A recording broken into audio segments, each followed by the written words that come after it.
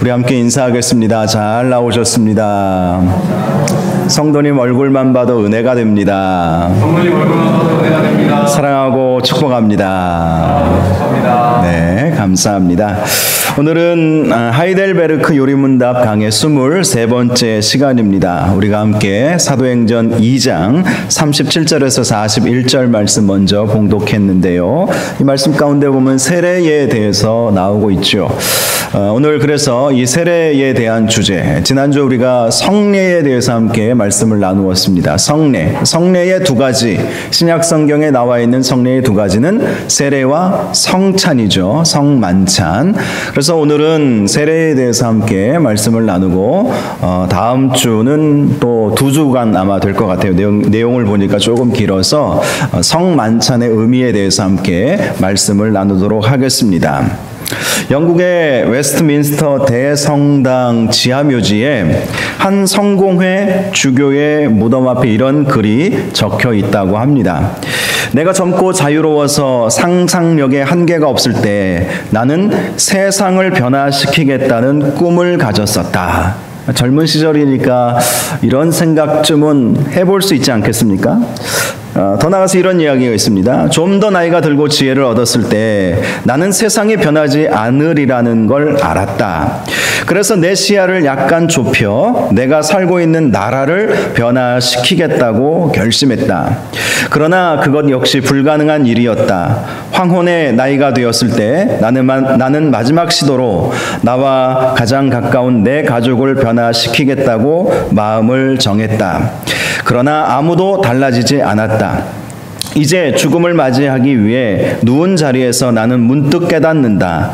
내 자신을 먼저 변화시켰더라면 그것을 보고 내 가족이 변화되었을 것을, 또한 그것에 용기를 얻어 내 나라를 더 좋은 곳으로 바꿀 수 있었을 것을, 그리고 누가 아는가 세상까지도 변화되었을지. 이런 글이 있다고 합니다. 참 의미 있는 글이 아닐 수가 없습니다. 사실 변화라고 하는 것은 나로부터 시작이 되는 것이죠. 세상을 변화시키고 싶은 마음도 있고, 그리고 또 한 나라를 변화시키고 싶은 마음도 있고, 정치인들이 그 마음으로 정치하는 것 아니겠습니까?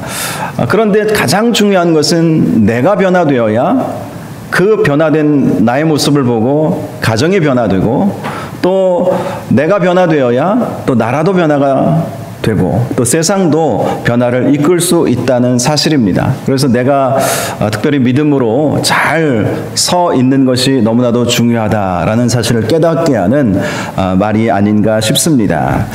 자, 오늘 특별히 세례라고 하는 것은 예수 그리스도와의 연합을 의미하는 것이고, 예수 그리스도의 십자가 죽으심이 나에게 의미로 다가오는 것을 바로 세례 예식을 통해서 확증시켜 주는 것 아닙니까? 그래서 세례가 참 우리에게 중요한 것이죠. 우리의 신앙생활의 출발은 어찌 보면 세례 예식부터 시작된다고 할 수도 있을 것입니다. 자, 69문 질문을 보시면 이런 질문이 나와 있습니다. 세례가 십자가에서 이루신 그리스도의 속죄 사역이 당신을 위한 일이었다는 것을 어떻게 확신시켜 줍니까? 자, 보통 세례의 기원을요, 이방인들이 유대인으로 개종했을 때 세례를 베풀었다고 합니다. 그런데 요한의 세례는 이방인이 유대인으로 개종했을 때 베풀었던 세례가 아니라 유대인들이 회개하고 죄사함을 얻게 하기 위해서 세례를 베풀었던 것을 우리는 신약 성경 말씀을 통해서 알 수가 있습니다. 자, 그렇다면 예수님께서 베풀어 주신 이 세례는 어떤 의미를 가지고 있을까요? 이방인이 유대인이 되었다는 것을 의미하는 것도 아니고, 유대인이 회개의 증표로 하나님 앞에 다시 서겠다라는 증표로 세례를 베푼 것도 아니었습니다. 이 질문에서 우리가 알 수 있듯이 예수님께서 베풀어 주신 세례는 십자가에서 이루신 그리스도의 속죄 사역의 상징이라고 한다는 것입니다. 십자가에서 예수 그리스도께서 피 흘려 죽으심으로 그 보혈의 피로 말미암아 말미암아 우리의 죄가 씻김을 받지 않았습니까? 그래서 세례라고 하는 예식을 통해서 예수 그리스도의 보혈의 피로 말미암아 우리가 죄 씻음을 받았다라는 것을 많은 사람들 앞에서 함께 공인받는 그런 시간이라고 할 수 있는 것이죠. 답을 보면 이렇게 나와 있습니다. 그리스도께서 그러한 외부적 씻음의 제도를 정하셔서 물이 더러운 몸을 씻어내듯이 그의 피와 영으로 우리 영혼의 죄악을 깨끗이 씻어 주시겠다는 약속을 하신 것입니다. 자, 이 답변을 보면 세례라고 하는 것은 외부적 씻음의 제도라고 말씀하고 있죠. 외부적, 그러니까 물로 여러분 우리가 씻잖아요. 얼굴도 씻고 물을 가지고 머리도 감고 목욕도 하고, 그래서 이 물을 가지고 우리가 이제 겉모습, 우리의 육신을 이렇게 씻는 그런 행위를 하는 것처럼 이 세례라고 하는 물의 세례를 통해서 그렇게 씻음을 받을 수 있다라는 그런 의미를 이 세례 예식이 이 예식의 의미가 그 가운데 있다는 것이죠. 자, 사도행전 2장 38절 우리가 함께 읽었던 말씀을 보면 이 외부적 씻음의 제도로 말미암아 우리가 죄의 용서함을 받고 구원을 받게 된다라는 것을 발견할 수가 있습니다. 자, 우리 사도행전 2장 38절 말씀 우리가 함께 읽었던 본문 말씀 가운데 보면 베드로 사도가 유대인들을 향해서 하나님의 말씀, 복음을 선포하지 않았습니까? 그러자 그 말씀을 들은 유대인들이 이렇게 반응을 합니다. 형제들아, 우리가 어찌할꼬 마음에 찔려서 그 베드로의 설교를 듣고 마음이 너무 찔리는 거예요. 그래서 우리가 어떻게 하면 좋을까라고 물어봅니다. 그때 베드로가 그 유대인들에게 말하죠. 너희가 회개하여 각각 예수 그리스도의 이름으로 세례를 받고 죄사함을 받으라. 그리하면 성령의 선물을 받으리니. 자, 세례를 받고 죄사함을 받으라. 그러니까 여러분, 이 세례가 전제되어야 죄사함을 받을 수 있다. 자, 초대교회에서는요, 그래서 세례를 굉장히 중요하게 여겼어요. 세례 받지 아니하면 죄사함이 없다고까지 그렇게 여겼던 것입니다. 오늘날에도 동일한 그러한 믿음을 우리가 가지고 있지 않습니까? 세례를 받아야 구원받을 수 있다라고 우리는 믿기 때문에 우리는 세례 예식을 예수 그리스도를 구주로 영접한 사람들에게 행하는 것입니다. 마태복음 3장 11절에 보면 세례 요한이 요단강에서 세례를 베풀었을 때에 앞으로 예수님이 베푸실 세례에 대해서 이런 말씀을 했습니다. 그는 성령과 불로 너희에게 세례를 베푸실 것이요. 자, 예수님의 세례는 이방인이 유대인이 되었을 때 베푸는 세례와도 달랐고요. 세례 요한이 어떤 하나님 앞에 다시 한번 결단하고 각성하는 것을 의미하는 행위로 주는 세례와도 달랐다라는 것이죠. 예수님이 베푸시는 세례는 성령과 불로 베푸시는 세례라고 말씀을 하고 있습니다. 성령에 의한, 또 성령의 불이 임하는, 그래서 우리의 마음이 뜨거워지고 우리의 모든 죄악이 다 태워지고 성령께서 임재하셔서 우리를 변화시켜 주시는 세례가 바로 그러한 아주 귀한 의미를 가지고 있다는 것입니다. 그래서 예수님이 승천하시기 전에 제자들에게 이렇게 명령하지 않으셨습니까? 하늘과 땅의 모든 권세를 내게 주셨으니 그러므로 너희는 가서 모든 민족을 제자로 삼아 아버지와 아들과 성령의 이름으로 세례를 베풀고. 자, 예수님께서 승천하시기 전에 제자들에게 이 세례 예식을 꼭 행하라고 모든 민족에게 나아가서 이 세례 예식을 하나님께서 나에게 권세를 주셨고 내가 너희들에게 나의 권세를 위임한다는 것 아닙니까? 그래서 우리가 이 세례를 아버지의 이름으로, 예수 그리스도의 이름으로, 성령의 이름으로 우리가 세례를 베풀 때 예수님께서 불과 성령으로 세례를 주신 것처럼 우리의 모든 죄악들이 다 용서함 받고 우리의 모든 죄악들이 다 불로 태워짐을 받고 성령께서 임재하시는 그래서 예수님께서도 세례 요한으로부터 세례를 받았을 때에 성령이 비둘기같이 예수님에게 임재하시지 않았습니까? 바로 그렇게 성령의 세례를 받게 된다라고 말씀을 해주신 것입니다. 그래서 예수님의 세례, 또 우리가 예수님의 명령을 받아서 베푸는 이 세례는 단순히 물에 들어갔다 올라오는 그러한 세례, 아니면 우리 장로교에서 물을 뿌리는 그런 어떤 세례의 행위를 우리가 그렇게 하고 있지만 아주 귀한 의미를 가지고 있다는 거예요. 세례를 통해서 성령을 받게 되고 죄 씻음을 받게 되고 우리가 또 불로 모든 죄악들이 다 태워져 버리는 그러한 역사를 경험하는 것이 바로 세례의 의미라고 말씀하는 것입니다. 자, 그래서 70번째 질문을 보시면 이렇게 질문하고 있죠. 그리스도의 피와 영으로 씻음을 받는다는 것은 무슨 뜻입니까? 자, 우리는 물로 세례를 받으면서 동시에 물로 세례를 받을 때 그리스도의 피와 영으로 씻음을 받게 되는 것입니다. 겉으로 육신의 이러한 더러움만 씻김을 받는 것이 아니라 그리스도의 피와 영으로 우리가 씻음을 받게 된다는 것인데, 이 의미가 무엇인가라는 것이죠. 답을 보면 이렇게 되어 있습니다. 그리스도의 피로 씻음을 받는다는 것은 그리스도께서 십자가에서 나를 위하여 흘리신 피로 말미암아 하나님께서 은혜로 내 죄를 용서하셨다는 뜻입니다. 그리스도의 영으로 씻음을 받는다는 것은 성령께서 나를 거듭나게 하시고 그리스도의 지체가 되도록 구별하셔서 점차 죄에 대하여는 죽고 거룩하고 의로운 삶을 살도록 해 주셨다는 뜻입니다. 자, 두 가지 의미를 가지고 있죠. 자, 예수 그리스도께서 우리를 대신해서 십자가에 달려 피 흘려 돌아가시지 않았습니까? 그 보혈의 피, 그 희생의 피로 말미암아 나의 모든 죄가 씻음을 받았다는 거예요.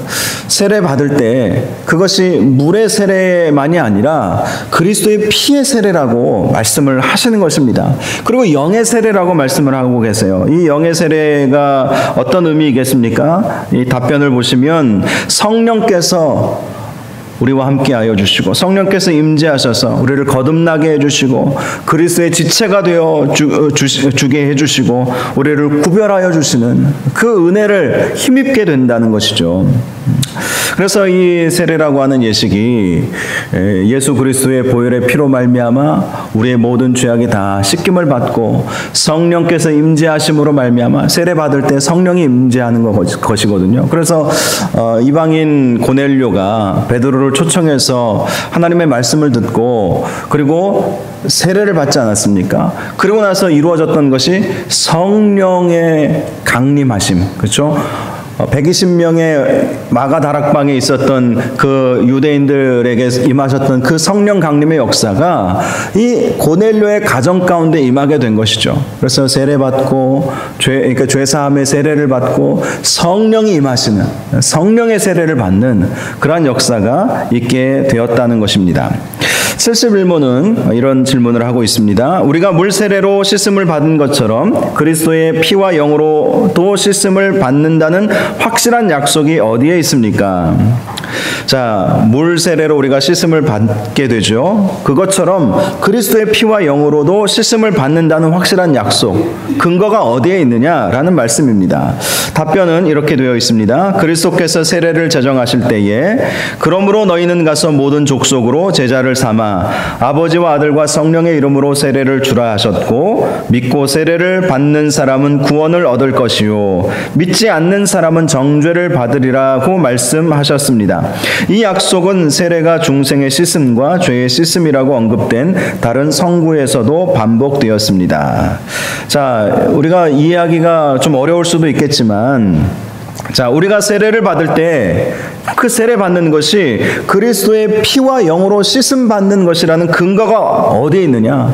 근거가 어디 있느냐? 인간이 만들어낸 거 아니냐? 아니면 신학자들이 만들어낸 거 아니냐? 이렇게 생각할지도 모르겠어요. 그러나 이 근거가 어디에 있냐면 먼저는 예수님께서 승천하시기 전에 제가 조금 전에 말씀드린 것처럼 제자들에게 주신 명령 가운데 나와 있기 때문에 세례가 너무나도 중요하다는 거예요. 예수님이 말씀하신 것처럼 너희는 가서 모든 민족을 제자로 삼아서 세례를 베풀어라. 그 세례를 왜 베풀라고 하셨겠습니까? 그 세례를 통해서 죄의 용서함을 받게 되고 성령의 임재함을 경험하게 되기 때문에 이 세례를 꼭 베풀라고 그렇게 말씀을 하신 것입니다. 여담이지만 우리가 보통 일반 교회에서는 세례를 누가 베풀 수 있죠? 안수받은 목회자가 세례를 베풀지 않습니까? 자, 그런데 이제 선교지에 가서 이런 경우들이 종종 생기게 된다고 합니다. 우리 평신도 선교사님들이 복음을 전하고 그들이 예수를 믿게 되었어요. 자, 이럴 때 가까이에 목사님들이 계시면, 목사님, 선교사님들이 계시면 그분을 초청해서 세례식을 하면 큰 문제가 없습니다. 그런데 어떤 오지에 들어가 있는 평신도 선교사님이라든지 아니면 너무나도 급한 상황 속에서 이제 막 숨이 넘어가요. 근데 예수는 영접했어요. 근데 말씀대로 보면 우리가 회개의 세례를 베풀어야 구원을 받을 수 있다고 우리가 그렇게 믿고 있기 때문에, 또 말씀이 그렇게 말씀하고 있기 때문에 세례가 너무나도 중요하잖아요. 그래서 이 평신도 선교사들이 그렇다면 세례를 베풀 수 있는가? 여기에 대한 논란이 좀 있었습니다. 그런데 우리 장로교 합동, 우리 교단에서는 평신도들도 세례를 베풀 수 있다. 선교사로 안수받아서 갔기 때문에 목사가 아니어도, 목회자가 아니어도 평신도들도 그런 상황이라면 세례를 베풀 수 있다. 그렇게 인정해 주었습니다. 그리고 최근에는요, 여성 선교사님, 이거 아주 예민한 문제이기는 해요. 우리 교단은 여성 안수를 인정해 주지 않잖아요. 아직까지는 여자 목사님 제도를 우리는 인정하지 않습니다. 감리교나 통합측 장로교나 다른 교단들은 여자 목사님들이 계신데, 자, 우리에게는 여자 목사님들 우리 교단 안에는 안 계세요. 그런데 이제 여자 선교사님이 이렇게 복음을 전했어요. 그리고 그분이 예수님을 믿게 됐어요. 현지인이. 근데 그분이 뭐 여러 가지 상황 속에서 당장 세례를 받아야 할 상황이 생기게 되었습니다. 그러면 여자 평신도 선교사님이 세례를 베풀 수 있을까요? 없을까요? 자, 이 부분 때문에 논란이 많았는데 몇 년 전에 여성 선교사님이라 할지라도 그러한 상황 속에서는 세례를 베풀 수 있다. 이렇게 인정을 했습니다. 자, 이게 무엇을 의미할까요? 세례가 그만큼 중요하기 때문인 거예요. 인간이 만든 어떤 제도보다도 더 중요한 것이 세례이기 때문에 보통 우리 한국 교회에서는, 특별히 우리 교단에서는 남자 목사님들이 주로 세례를 베풀지만 선교지에서는 남자 목사님들을 찾기가 어려운데, 그런 경우에는 평신도들에게도 세례를 베풀 수 있도록, 그리고 여자 선교사님이라 할지라도 상황이 그렇게 되면 얼마든지 세례를 베풀 수 있도록 허락을 해준 거예요. 왜 그랬겠습니까? 세례가 그만큼 중요하기 때문에 그렇게 인정을 해준 것이죠. 그래서 이 말씀, 이 내용을 보면 세례를 받아야 죄 씻음을 받는 것이고 성령의 임재함 가운데 성령님과 동행하며 살 수 있다. 우리가 그것을 믿기 때문에 그만큼 세례를 중요하게 여기게 되는 것입니다. 자, 누가복음 16장 16절에도 이렇게 말씀하고 있지 않습니까? 믿고 세례를 받는 사람은 구원을 얻을 것이요. 세례를 받는 사람이 구원을 얻는다고 말씀하고 있습니다. 디도서 3장 5절에도 우리를 구원하시되 우리가 행한 바 의로운 행위로 말미암지 아니하고 오직 그의 긍휼하심을 따라 중생의 씻음과 성령의 새롭게 하심으로 하셨나니. 자, 성령의 새롭게 하심으로, 자, 우리가 구원을 받게 되었다는 것이죠. 우리의 의로운 행위로 우리가 구원받은 것이 아니라. 자, 그리고 사도행전 22장 16절에 보면 일어나 주의 이름을 불러 세례를 받고 너의 죄를 씻으라. 사도 바울이 예루살렘에 가서 붙잡혔을 때에 유대인들에게 했던 말씀입니다. 일어나 주의 이름을 불러 세례를 받고 너의 죄를 씻으라. 자, 이 세례가 굉장히 중요하기 때문에 항상 구원과 관련돼서 이 세례가 우리에게 말씀하고 있다는 것을 우리가 발견할 수가 있는 것입니다. 자, 그렇다면 이 72문의 질문과 같이 물로 씻는 것 자체가 죄를 씻는 직접적인 일이 되겠는가라는 생각을 해볼 수 있습니다. 이 72문의 질문을 보면 물에 의한 외부적 씻음 자체가 죄를 씻어줍니까? 자, 세례가 중요하죠. 그래서 물로 세례를 베풀지 않습니까? 그러면 이 물에 의한 외부적 씻음 자체가 죄를 씻는 것인가? 우리가 그런 생각을 해볼 수 있지 않습니까? 답을 보면 이렇게 되어 있습니다. 아닙니다. 오직 예수 그리스도의 피와 성령만이 우리의 모든 죄를 씻어줍니다. 자, 지금 제가 여러 가지 설명들을 드려서 세례를 꼭 받아야 죄 씻음을 받는다. 우리가 그렇게 제가 말씀을 전개해 나가고 있지 않습니까? 그런데 물에 의해서 우리가 씻는 행위, 그것 자체가 정말 그렇다면 죄 씻는 것인가? 자, 답을 보면 아니라는 것이죠. 아닙니다. 오직 예수 그리스도의 피와 성령만이 우리의 모든 죄를 씻어준다. 외부적인 행위로 죄 씻음을 받는 것이 아니라 우리의 죄가 씻김 받기 위해서는 예수 그리스도의 피 그리고 성령 그리스도의 영으로 말미암아 죄 씻음을 받는다는 거예요. 자, 이 질문이 나오게 된 이유는 혹시 세례를 받을 수 없는 상황에 있을 때에 세례를 받을 수 없는 상황, 세례를 못 받은 사람들이 있어요. 제가 이 임종을 앞두고 그래서 이렇게 병상 세례를 베풀기 위해서 성수통 들고 뭐 전사님과 함께 병원에 갔는데 그분은 저에게 신앙 고백을 하셨거든요. 예수 믿고 천국 가고 싶다고. 그런데 세례 받기 전에 이분은 너무 안타깝게 세상을 떠나셨어요. 그렇다면 이분이 구원을 못 받았겠습니까? 그것은 아니죠. 그분이 예수 그리스도의 피를 믿고 성령의 인도하심을 받아들이고 그리고 함께 영접기도 하고 주님을 초청했기 때문에 구원을 받은 것이죠. 그래서 이런 질문이 나오는 것입니다. 꼭 세례를 받아야만 구원받는 것은 아니지만 그러나 세례는 굉장히 우리의 죄 씻음 가운데 있어서 우리의 죄 용서와 구원에 있어서 굉장히 중요한 역할을 한다. 이렇게 여러분이 이해를 하시면 되겠습니다.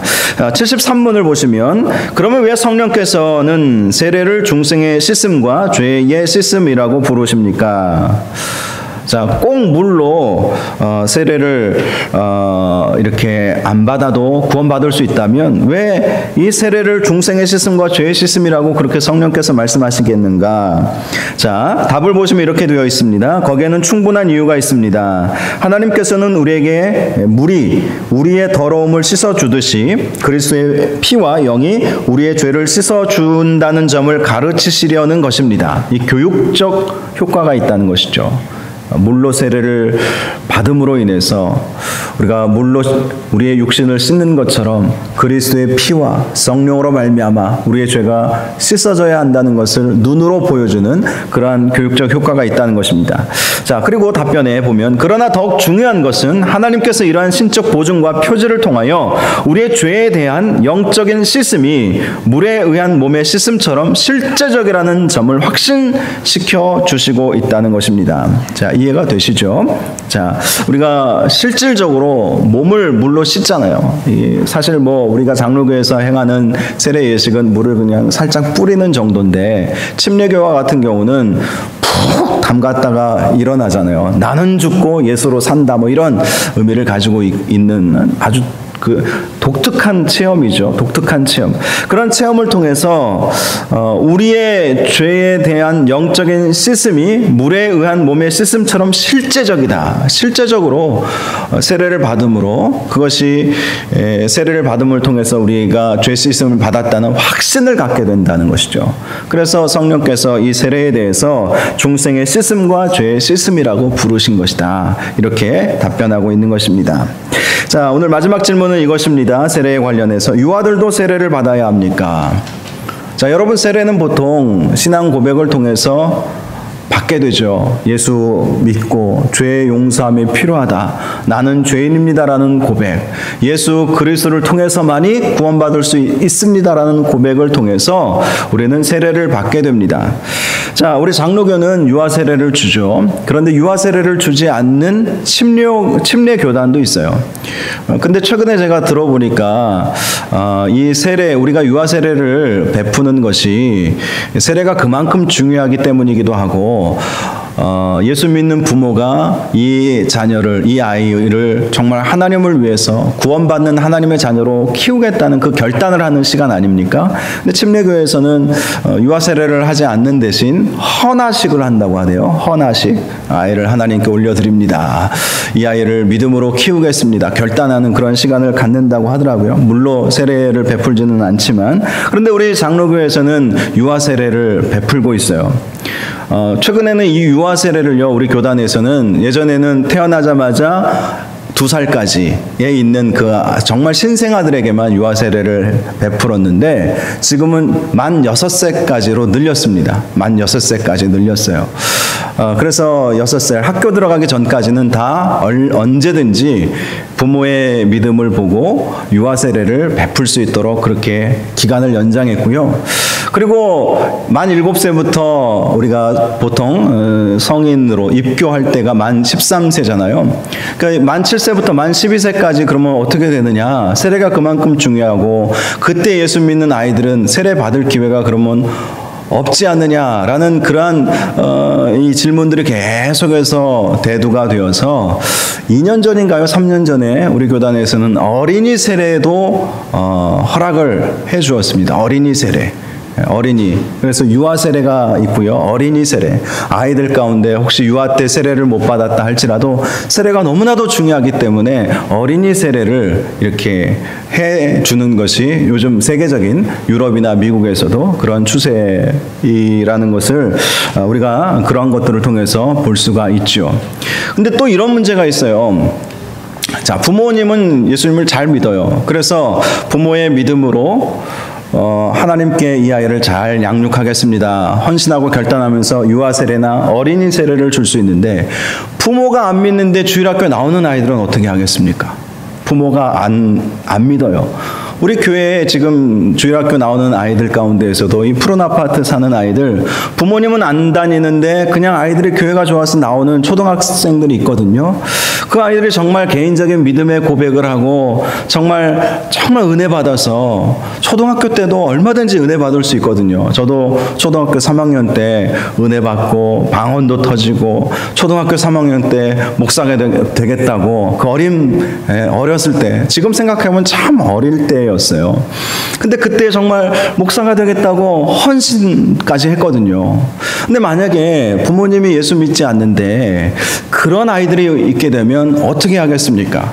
그런 아이들 같은 경우는 교사나 아니면 다른 집사님이나 장로님들이 대부나 대모로 제도를 이렇게 두었어요. 최근에 나와 있는 헌법 조항을 보니까 내가 이 아이를 영적으로 잘 성장하도록 옆에서 내가 육신의 부모는 아니지만 위에서 기도하고 잘 지도하겠습니다. 대신 서약을 하고 그 아이들에게도 어린이 세례를 베풀 수 있도록 그렇게 했습니다. 그래서 세례가 중요하기 때문에 이런 논란이 계속 초대교회 때부터 지금까지 또 종교개혁 시대 때부터 지금까지 계속 이런 부분에 대한 논란들이 있었기 때문에 최근에 여기까지 온 것이죠. 그만큼 세례가 우리가 가볍게 생각할 일이 아니라는 것입니다. 너무나도 중요하기 때문에 그래서 유아 세례도 베푸는 거예요. 자, 유아 세례에 대해서 이런 답이 있습니다. 그렇습니다. 어른들뿐만 아니라 유아들도 하나님의 언약 속에 있는 하나님의 백성입니다. 유아들도 어른들 못지않게 그리스도의 피를 통한 죄의 용서와 믿음을 주시는 성령의 약속을 받았습니다. 그러므로 유아들은 언약의 증표인 세례로 말미암아 그리스도의 교회에 속하게 되고 불신자들의 자녀와 구별되는 것입니다. 구약에는 이것이 할례로 말미암아 이루어졌으며 신약에 와서는 세례로 대치된 것입니다. 자, 아이들이 비록 자기 스스로 유아 세례 같은 경우는 신앙 고백을 하기가 어렵죠. 어린이 세례 같은 경우는 그래도 어느 정도 성장했기 때문에 신앙 고백을 받고 세례를 주지만 또 유아들 이제 막 태어난 아이가 자기 신앙을 어떻게 고백할 수 있겠습니까? 그래도 부모의 믿음을 보고 부모가 이 아이를 믿음으로 잘 양육하겠다는 것을 서약받고 세례를 베푸는 것이죠. 세례를 베풀므로 인해서 이 아이는 구별된 하나님의 자녀다라는 것을 많은 사람들 앞에서 선포하는 그러한 시간을 갖게 되는 것이고, 또 실질적으로 그렇게 유아 세례를 받게 되면 나중에 믿음을 떠난 사람들도 있지만 거의 대부분 나중에 가서는 다 주님께 돌아오는 경우들도 많이 보았습니다. 그래서 이렇게 세례를 유아 때에도 우리는 베푸는 것이죠. 그만큼 세례가 중요하기 때문인 것입니다. 자, 오늘은 세례의 중요성에 대해서 함께 말씀을 살펴보았습니다. 세례는 예수 그리스도의 속죄 사역이 나를 위한 사역이었음을 확신시켜 주시는 거룩한 예식입니다. 그리고 우리는 예수 그리스도의 피와 성령으로 죄 씻음을 받게 되었지만 예수님은 그것을 세례라고 하는 예식을 통해서 확신하도록, 그래서 또 그것이 실질적으로 이루어지는 것임을 체험할 수 있도록, 체감할 수 있도록 세례 예식을 우리에게 하라고 말씀을 하셨던 것입니다. 자, 예수님은 세례를 통하여 우리의 죄가 씻음 받아야 된다라고 분명히 말씀을 해주셨고요. 우리가 선교하고 복음 전할 때 꼭 세례까지, 그 다음 말씀은 이제 가르쳐 지키게 하라. 내가 너희에게 분부한 모든 것들을 가르쳐 지키게 하라. 마태복음 28장 19절 20절에 보면 나와 있죠. 가르쳐 지키게 하기 전에 먼저 하나님께서 우리에게, 예수님께서 말씀하신 것은 세례를 베풀게 하신 것이죠. 세례를 받아야 그 다음부터 이제 하나하나 믿음의 성장이 이루어지기 때문인 것입니다. 저와 여러분은 세례를 다 받으셨을 거예요. 그러므로 중요한 것은 세례를 하나님께서 이렇게 허락하신 것은 구원의 확신 가운데 살아가도록 하기 위한 것이죠. 세례 받았다라면 우리가 신앙 고백을 하지 않고서는 세례를 주지 않잖아요. 어른들의 경우는. 그래서 우리가 세례를 받았다면 그 신앙 고백 때문에 받은 것이고, 그 신앙 고백이 있었기 때문에 우리는 구원을 받은 것이죠. 이 우리가 고백한다는 것도 우리의 힘으로 하는 것이 아니라 성령께서 우리의 마음 가운데 주장하여 주시고 감동 주시고 믿음 주셔서 예수를 주시라, 그렇게 고백할 수 있는 것 아닙니까? 제가 최근에 어떤 글을 보았는데 웨슬리 신학에 대한 글을 제가 인터넷에서 봤어요. 그분은 웨슬리 설교, 이렇게 웨슬리 목사님의 설교 전집을 다 읽었다고 그러더라고요. 감리교. 보통 우리가 감리교 하면 예정론을 안 믿는 것처럼 그렇게 생각을 하잖아요. 근데 그 설교에 나와 있는 내용들을 보면 꼭 웨슬리 목사님이 예정에 대해서는 강조하지 않았지만 그 내용들을 보면 우리의 구원은 믿음으로 말미암아 성령께서 주시는 선물이고, 내가 결단하고 내가 노력해서 고백한 것이 아니라 성령께서 그렇게 고백하도록 성령의 은혜로 말미암아 성령의 선물을 우리에게 주신 것이다. 이런 설교의 내용이 참 많이 나와 있다. 그래서 우리가 웨슬리 신학을 다시 한번 우리가 바라보고 접근해야 된다, 이런 글을 들어서 제가 그걸 보면서 감동도 제가 좀 받았는데요. 그렇습니다. 우리가 구원받고 우리가 고백하게 된 것 다 주님의 은혜이죠. 주님의 은혜예요. 그래서 또 세례를 받아서 죄 씻음 받게 하신 것도 다 주님의 은혜입니다. 이 주님의 은혜를 우리가 받았다는 사실을 기억하시고 우리가 받은 구원의 확신 가운데 살아가야 한다는 것을 오늘 말씀을 통해서 우리가 깨달아야 할 것입니다.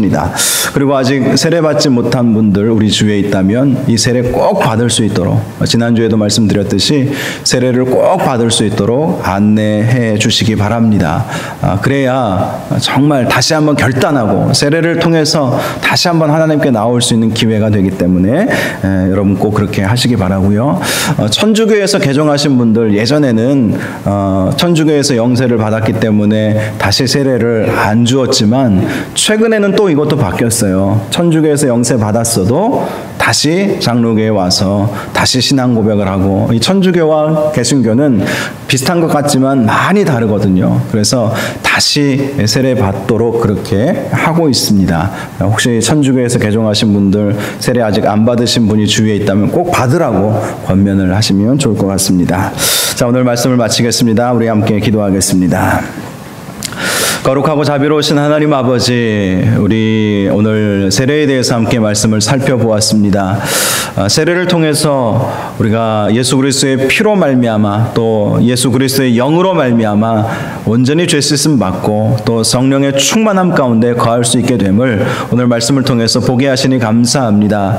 우리가 과거 어느 때인지 저는 잘 알지 못하지만 우리 모든 성도님들 다 세례를 받았는데 하나님 이 세례를 우리가 늘 감사하게 하시고 세례를 통해서 구원의 확신 가운데 살아가는 저희 모두가 될 수 있도록 축복하여 주시옵시고 또 특별히 예수님께서 너희는 가서 모든 민족을 제자로 삼아 아버지와 아들과 성령의 이름으로 세례를 베풀라고 말씀하신 것처럼 우리 교회가 땅끝까지 복음 전하여서 아직도 예수 믿지 않고 있는 우리 지역 사회 우리 이웃들뿐만 아니라 주님 아직 믿지 아니하는 우리 세계에 있는 우리 선교지에 있는 우리 사람들에게 복음 전하고 그들에게 세례를 베푸는 일에 함께 동역하며 하나님께 영광 올려드리는 우리 교회가 될 수 있도록 축복하여 주옵소서. 모든 말씀 예수님의 이름으로 기도하옵나이다.